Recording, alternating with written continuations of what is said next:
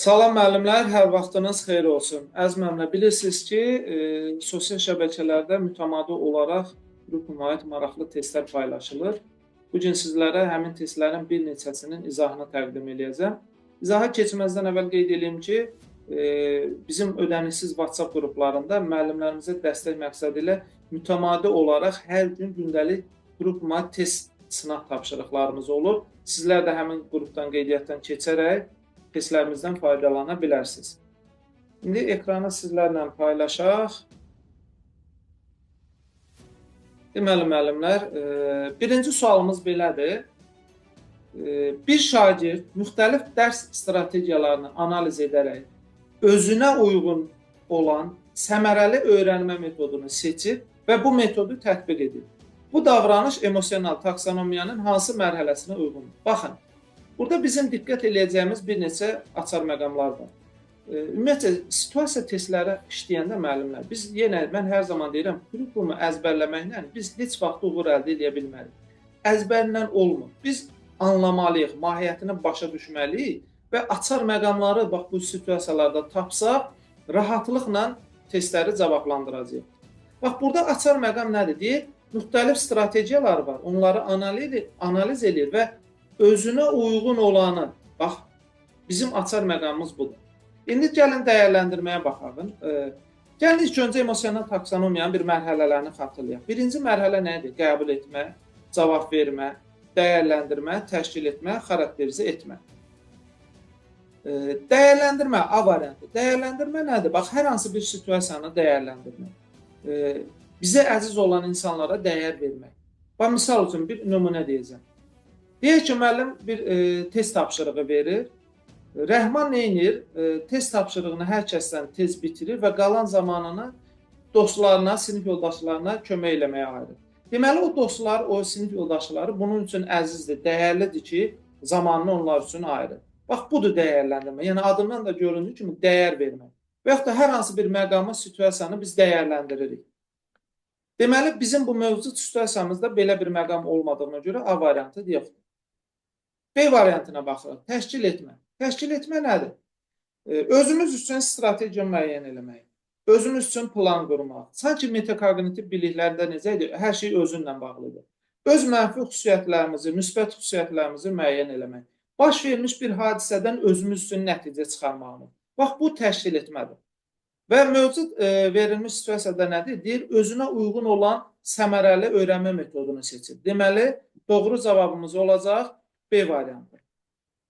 Qəbul etmə mərhələsi. Qəbul etmə birinci mərhələdir. Qəbul etmə mərhələsində biz diqqətli olmalıyıq, diqqətlə dinləməliyik, qeydlər götürməliyik.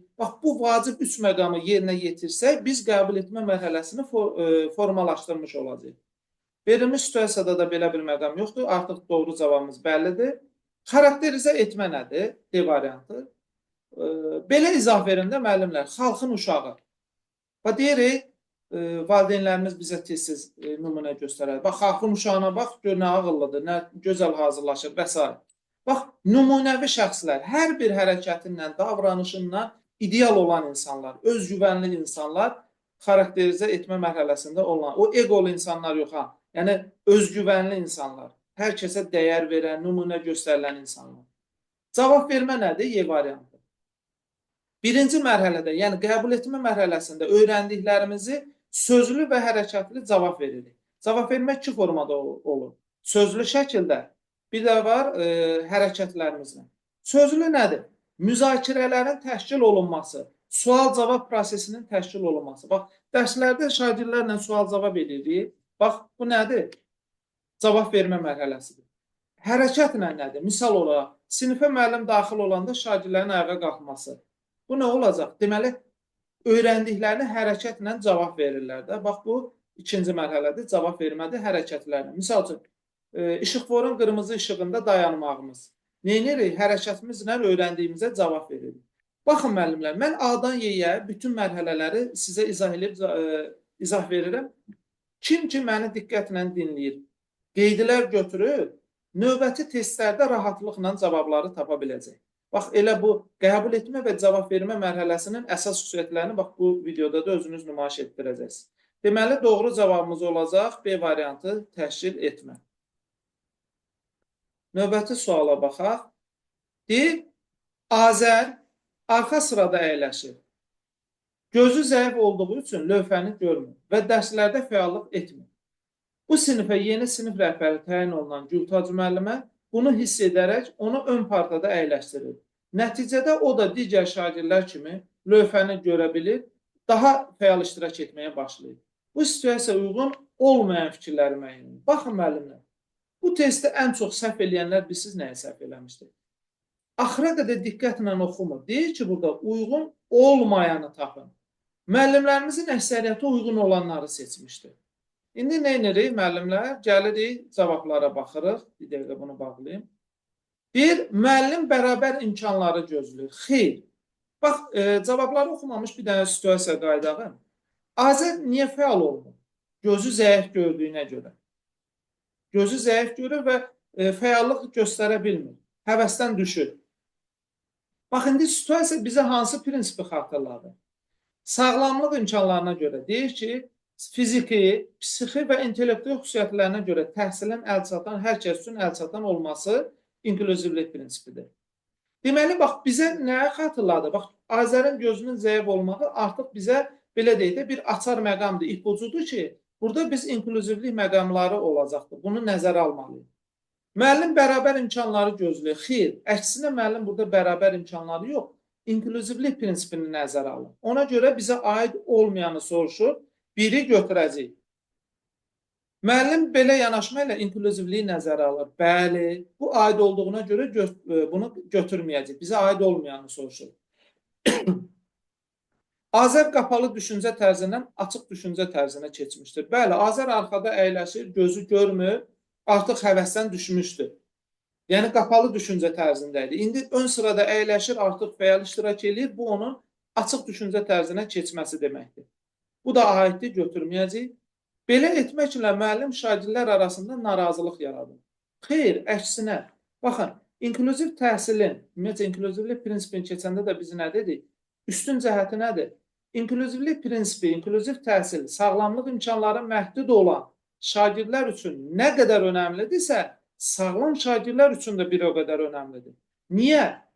Bax, o sağlam şagirdlərdə empatiya hissidir. İnsanı dəyərlərin formalaşdırmasına xidmət edir. Artıq o məhdudiyyəti olan şagirdlərə, belə deyək də, qınaq kimi baxmır, qorxaraq baxmır. Əksinə, onlara empatiya hissi duyur, onlara dəyər verirlər. Bu da nə olmayacaq? 5-ə baxırıq. Bu məktəbdə təhsil bütün uşaqlar üçün əl çatandır. Bəli, görürsünüz, sağlam şagirdlərlə yanaşı, Azər kimi gözü zəif olan şagirdlər də təhsil alır. Deməli, təhsil hər kəs üçün əl çatandır. Doğru cavabımız, yəni aid olmayan fikirlər 1 ilə 4 olacaqdır ki, doğru cavabımız da Y variantıdır. Mənlə bunu çıxdaş eləmə variantından da tapa bilərik. Məsələn, tez olmaq üçün. Mən indi özüm asla izah verirəm ki, başa düşəsiniz. Məsələn, 2 aid deyildi də, düzdür, inklüzivlik. 2 olanları çıxıb seçim variantımızı azalda bilərdik. Üçüncü suala baxağım. Siz oxuyun bir dənə, mən su içim. Deməli, müəllim sinifdə şagirdlərə demokratik mühit yaratmaqla onların müxtəlif fikirləri müzakirə etməsinə şərait yaradır. Müzakirə etməsinə, bax, açar məqam buradadır. Şagirdlərin bu mühitdə hər hansı mövzuya aktiv şəkildə qoşulması hansı emosional taksonomiya kateqoriyasını əks etdirir? Bax, müəllim bir rahat demokratik şərait yaradır. Deyir ki, müzakirə edin. Müzakirə nədir? Sual-cavabdır da. Sual-cavab olmaq, müzakirə eləmək. Hansı ki, birinci testin izahında bax, bunu qeyd elədim. Hansı olacaq cavabımız? Əlbəttə ki, doğru cavab B variantı cavab vermək. Yəni, müzakirələrin təşkil olunması, burada müəllim onu tətbiq eləməkdə məqsədi bilirsiniz nədir? O qəbul etmə mərhələsində, birinci mərhələdə öyrəndiklərini indi müzakirə şəklində yoxlayır, görək bunlar nə öyrənib? Sual-cavabda, müzakirədə necə iştirak edəcəklər? Bax, doğru cavabımız olacaq B variantı. Kim ki, birinci sualın izahında qeydlər götürmüşdü, belə deyək də, bax, artıq görürsünüz, bu sualda cavab vermə mərhələsində özü aktiv iştirak edib cavab verə bilərdi. Növbəti suala baxaq. Deyir, Anderson və Kraslov Bloom taksonomiyasına əlavə etdiyi bilik növləri arasında hansı məqam vurğulanır? Qeyd edeyim ki, məlumat üçün deyim, 1956-cı ildə ilk dəfə Bloom taksonomiyanı belə deyək də tətbiq elədi, yaratdı və onun dostu və tələbəsi olan Andersonla Kraslov 2001-ci ildə Bloom'un taksonomiyasında bir sıra dəyişikliklər elədi. Dəyişikliklər eləməyinə baxmayaraq, hansı ki, indi bu günlərim öyrəndiyimiz Andersonla Kraslovun taksonomiyasıdır, amma hörmət əlaməti olaraq bunun yaradıcısı Bloom'un adı ilə də hələ də adlanır. Dəyişikliklər nədən ibarət idi? İsimlər feillərlə əvəz olundu. Məsələn, bilmək, yadda saxlamaq, anlamaq bu kimi dəyişdi və son iki mərhələnin yeri dəyişdi. Bloom deyirdi ki, biz bir şeyi yaradaq, sonra onu dəyərləndirək. Anderson Kraslov isə belə düşünmürdü. Deyirdi, biz bir şeyi dəyərləndirək, sonra onu yaradaq. Bax, misal üçün, bugünkü gün bu telefon markaları, görürsünüz, hər biri biri-birindən belə deyək də, sanki bəhsə girir. Misal üçün, iPhone şirkəti bazarı dəyərləndirir, görür ki, burada çatışmayan nələr var, o çatışmazlığı öz yeni modelində tətbiq edir, dəyərləndirir, sonra yaradır. Və yaradır, sonra dəyərləndirmir. Əslində, Anderson Kraslov doğru fikirdə idi. Bu rəhmətli Bloom bunu yaradanda görünür ki, nəzərə alınmıyor. İndi cavablara baxalım. Hər yaşda bilmək, deyir, hər yaşda bilik öyrənməklə həyat bacarıqlarının artırılması. Bəli, Andersonla Kraslov onu sübut elədilər ki, biz hər yaşda bilik öyrənməklə həyatı bacarıqlarımızı artıra bilərik. Bax, misal olaraq sizə nümunə deyim. Bu günlərin yaşlı nəslin texnologiyadan istifadə etməsi. Bax, görürsünüz müəllimlər, yaşlı olsalar belə artıq dövrün tələbatı ilə uyğunlaşır, bu yeni bilikləri əldə edir və smart telefonları olsun, texnologiyalardan istifadə edir. Və onların o istifadə etmələri, istifadə qaydalarını bilmələri, o yeni bilikləri öyrənməyi onların həyatlarını asanlaşdırır. Belə doğru cavabımız da olacaq A variantı. Amma digər variantlara da tez nəzər yetirək. Məktəb təhsilinin yalnız uşaqlıqda vacib olmasıdır. Xeyr. Bəyən biz elə universitet oxumuruq. Universitetdə biz uşaq deyilik axı. Bax, görürsünüz. Yəni, məktəb təhsili deyəndə burada biraz da məcazi mənada yanaşılır. Yəni, sırf o məktəbi nəzərdə tutmur. Necə ki, deyirik, öyrənmə. Bax, yəni, bizi məktəb yalnız uşaqlıqda yox, həyatımızın hər anında vacibdir. C variantında tədris prosesində yalnız faktoloji biliklərin önəmli olmasıdır. Xeyr, biz öyrənirik. Bunu nə vaxt tətbiq edəcəyik? Tətbiq eləmək vacibdir. Öyrənməklə yanaşı, bunun tətbiqi də vacibdir. Yəni, digər biliklər, konseptual bilik də, metakognitiv bilik də lazımdır. D variantına baxırıq. Biliklərin daha çox vizual öyrənmə yolu ilə əldə edilməsidir. Bilirsiniz ki, müəllimlər, öyrənmə müxtəlifdir.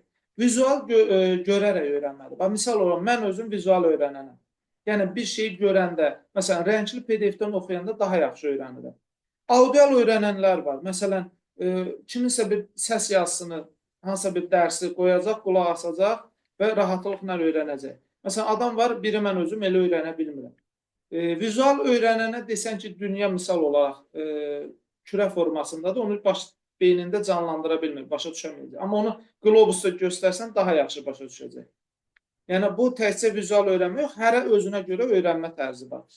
Y variantında nə deyib? Prosedural biliklərin insan həyatında məhdud istifadəsi. Xeyr, əksinə biz öyrəndiklərimizi məhdud yox, geniş şəkildə tətbiq etməliyik.